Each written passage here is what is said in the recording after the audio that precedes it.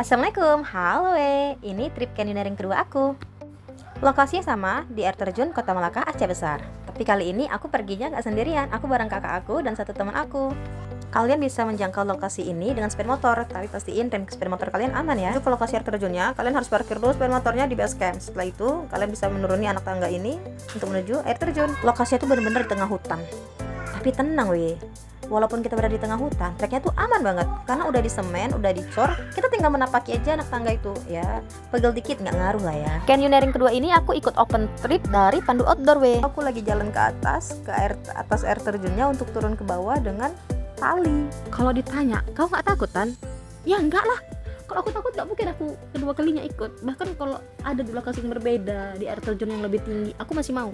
Karena memang seseru itu kalian harus coba lah yang belum. Tapi bentar, aku foto dulu, cekrek. Iya. Ini sebelum digantung, aku foto-foto dulu. Sebelum digantung. Maksudnya aku, bukan hubungan kita yang digantung ya weh.